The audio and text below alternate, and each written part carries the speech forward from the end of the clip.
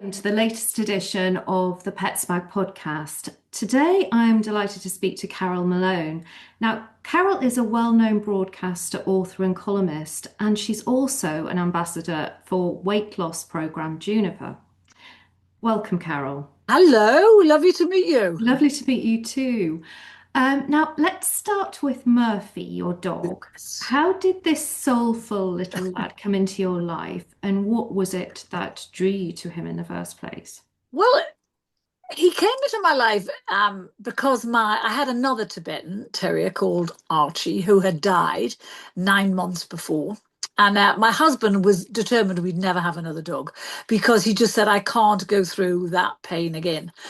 And I was the opposite. I kept on thinking, I have to get another dog. Not that I expected it to replace Archie in that way, but I just felt that's the only thing that would make the pain go away. And my husband was really dead set against it. So completely behind his back, I did a lot of looking around for breeders and who was around our area and who was going to have litters when. And I finally found a breeder who was about to have a litter. And so I kept in touch with her for it was like 2 months before. Anyway, so when they were born, within weeks, she invited us up to see them, and my husband was dead set against going. I mean, really, he just said, "I can't do this again." And we got to the kennels, and there were like little rats at the time. Oh, they were tiny Oh, little things, and and tiny. we held the two of them up, and one of them was Murphy, and the other one was his little brother. And we held them up, and the other little one was very kind of timid and meek. And Murphy was really, he was ballsy, he was not frightened of these two big giants who were looking into his face. And he literally eyeballed us. I mean, he eyeballed us both. And Nina went, "Oh, I think I want that one." And I went, "This one is Oh, willful, and he's going to be." Nina said, "Well, I don't. That's what I want." He said, "I want a dog that knows it's mine." Anyway, I said, "Okay." I was kind of quite drawn to the little timid one, actually. yeah. Anyway, so we took him home, and I swear to God, Marie, for the first 2 weeks, he was a nightmare.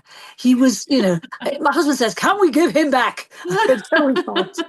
He was a nightmare. Dog is for life. Dog is for life. And he was Wilf, and he would do, I mean, it was just, anyway, with it took about 3 months. We kind of, we got him under some measure of control. And then I started to see all the traits about Tibetans that I loved and that we both loved, which is just as well because he had destroyed so much in the meantime.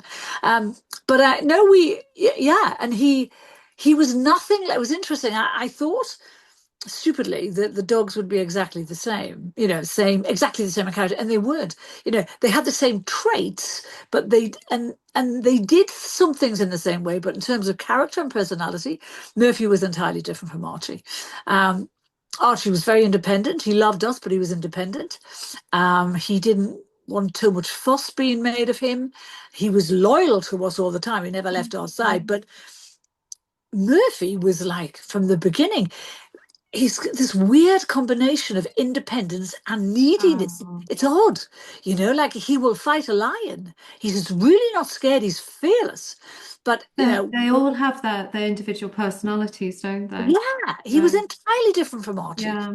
And and in many ways, it's like Murphy gives me more than Archie did, because Archie, although Mhm. he loved us and was around us all the time, didn't need us in the way Murph does, and I love that about him, that he can be like a lion when he's outside, but when he's indoors and he's with us, he's a baby. Carol, they're often called little people Tibetan Yeah. Terriers. And what have you learned from Murphy that surprised you or made you see life differently? Um, I don't know if he's made me see life differently, but what I see in him is that Mm, he adores people. He wants to be in the center of everything, and that's a bit like me. I mm, mean, I want to be in the middle of it all. If I'm at a party, I'm right in the middle. I want to mm. meet everybody, and that's what Murph's like. And so No, he's a bit of a social butterfly in a way. yes, I mean Yeah. he is a social, and the thing is, he's such a social butterfly that when we go on holiday, we have this amazing organization called Home from Home, and you leave him with like a carer, and it's he stays in someone's home for well, however long you're away. Mhm. And we've got a couple of people that we give him all the time, and it's so upsetting because when he sees them, he runs to them like they're their owners. It's like it's so treacherous. And I What said, loyalty. that's what, and I said to my husband, look at that.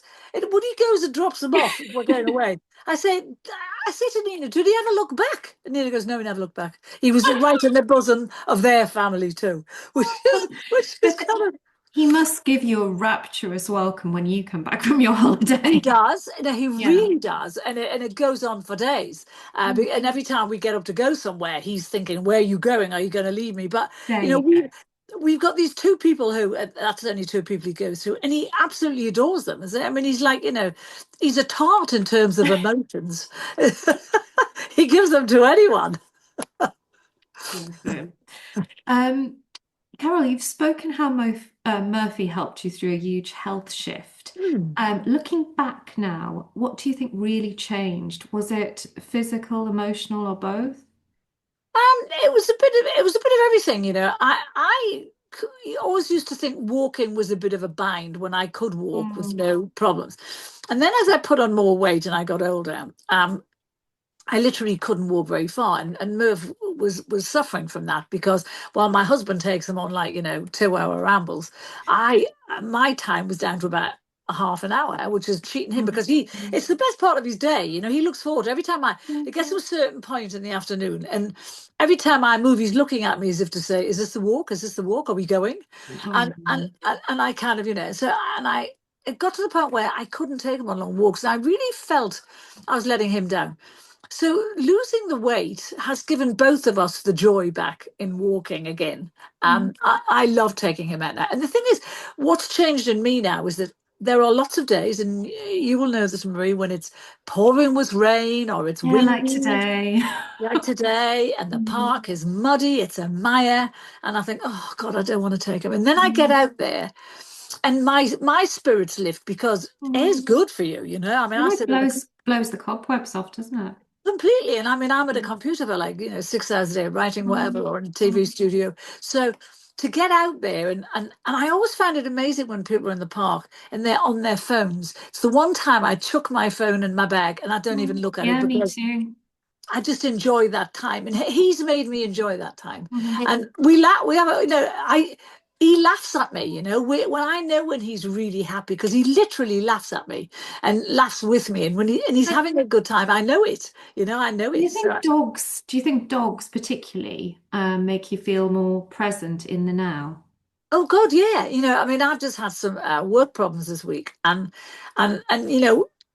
you get wrapped up in them, and they become much more important than they actually Mm. are. And then you realize that the dog needs a bit of attention, and so you put them to one side. And so he makes me present in that moment when I'm playing with him, doing, and I forget other things while I'm with him, which is good. I mean, in my job, it's really good because there's a lot going on. So yeah, and our best time in this house is when we all go to bed, because of course Murphy has to go to bed with us. There's no question.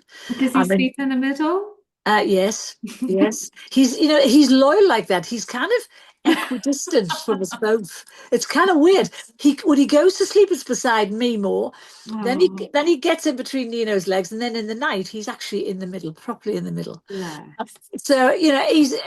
I mean, I love him. My house is not my house when he's not in it. I I know feel exactly what you mean. it's an empty house when he's not Yeah. in. Even if there's another person in the house, it's Yes, just not the same, is it? completely. Even when Yeah. he's in the house, my husband, it's like Yeah. when I'm kind of when Murph's at my side, like I work in the study here, and he's now Mhm. decided he Mhm. likes Mhm. he likes sleeping under the desk here, Mhm. and that for me just calms me. If he's there, Mhm. he's sleeping, I'm working, all's well with my world. Well, whereas if it was the husband, it wouldn't be quite the Well, same. Like well, he my wouldn't be in my ex-husband, study. it definitely wouldn't be the No, that wouldn't be good. Well, same. my husband, I don't let him in my study because he just, he puts me off things, so he doesn't get in. But if Merv's here, it's like we're together. And I Yeah. know this. It's a bondy thing, actually. I It's a know real exactly. bonding I know thing. exactly what you mean. Yeah, I Because do. you just told me you've got Cavaliers, yeah? Yeah, yeah, they're just asleep in the back. Well, two of them are asleep in the background, and one is on the floor, just next Oh, to my feet. I mean, that's fantastic. They're amazing. And how often do you Amazing. walk them in a day? twice a day. Do you? Oh, Uh, you're good. yeah, but short walk in the morning, so 20 minutes, and then Yes. one at lunchtime. Oh, that's very good. You're better Yeah. than me. God, I take him for an hour, but it's or maybe it's even a bit more than an hour. But I can never do the It's morning not because miles and miles during the week, though. yeah. Well, no, no, no. The weekends is our best time, and Mm. we're not far from a beach, so we often go to the beach with him, which And he they loves. love to go to dog parks as well. Oh, wait, I don't. What's the dog park? Is there a special park for a dog? Yeah, it is. I think they started in America and they've just recently sprung up in the last few years where you book it online, a dog park, Right, book your slot, so it might be up to an hour or more, as long as right. you want, really, and then you have exclusive use of the park. So it could No. be 3, 4 acres with Oh goodness. tunnels and obstacle courses and things and ball pits. Oh my Um, goodness, I've never heard of yeah, that. no, and they have things like for Halloween, with puppuccinos and different things and Christmas decorations and Oh, Murph would yeah, love. Mind you, Murph yeah. does like other dogs. The other night I was in our park and it's a No great other big. dogs. You book it Yeah. Oh, exclusively. do you? Oh, Yeah, see, yeah. Murph might get a bit lonely on that. I think he likes to have a little bit of rough and tumble, actually. Although the other night we were in the park and it was dark and I'd gone quite far into the park and suddenly the light went, and Mhm. um and as I was coming out, I saw one of those reflective collars, and I saw something crouching in the grass, and I thought, what kind of dog is that? Turns out it was a great big boxer Oh who goodness. pounced on him like, Oh no. and I thought Oh, that dog is going to eat him alive. But little Murph, straight up, straight in there. And the boxer oh, got scared oh, and ran good. off. I'm pleased to hear it. Yeah, me too. Pleased to hear it. So, what would you say to anyone thinking about getting a dog? Oh God, Advice would you give them? I've got some girlfriends who are single. Some of them a little bit younger than me, and they like me. They work from home, and I said to them, "Get a dog." And my girlfriend says, "Oh, but I said, "No, don't think about it. This is something. When you live alone, it's a dog is something not just to love, it's something to be responsible for. It makes you responsible. You have things to do for that little creature, Mm, and it makes you quite disciplined in that way too. So not just the walks, it's everything else. You've got a little creature to take care of and that's mhm, depending on you. And I think for me that's actually an honor. I actually love that. mm, I don't have kids, and so maybe it's stupidly I see Murphy as my child, and that's not meant to sound soppy or weird, but I care for him. I think about him. mm, I mm, know when he's not well. I know mhm, when he's happy. I know when he needs something. And I think that's a really good distraction from all the mm, rubbish that goes on in our lives and all mm, the stuff that doesn't really matter that much. But looking after your dog does. And I say to my girlfriends, don't think about the things like walks and what you're going to do with them when you go on holiday. Think about the mm, joy of waking up in the morning and that little mm. creature is giving you a kiss and he's looking at you and he loves you to death. And that happens all day, every day, where they love you to death. Absolutely. I mean, did you see the science report the other day? I think it was the Times or the Telegraph or something, saying that there's something that lights up in the dog's brain that says that signifies that they recognize you as a member of their family. I thought Oh, it was right. so cute. Oh, Sort of half God. read it, but I thought I must come back to that later because it was really Yeah. interesting. I I mean, saved it, but he knows fascinating. he knows he's part of our family. He knows that. And it's interesting when if Nino's been away and he comes and gives me a kiss, Murph gets so jealous. They You know, do. and I know when you train a dog, you're not supposed to take notice of them first. You're supposed to Mm. go with the human, look at the human.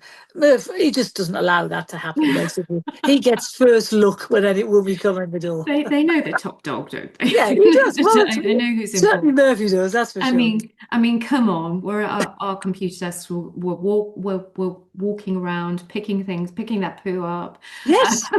No, running around after them. What are they doing? Snoozing. I have to tell you, our dog in the early days had IBS, and he still has a touch of it, and so his guts were often upset in the early days, and now my best day is when Murphy has three perfect poos. That's how sad my life is when they're three perfect poos. I Yeah. think yes, day done. That's my job done for the day. Fantastic. And on that note, You can't end on poopery. it's You been an can't end on absolute poo. pleasure. It's been an absolute pleasure talking to you and about Murphy. And you too, Just my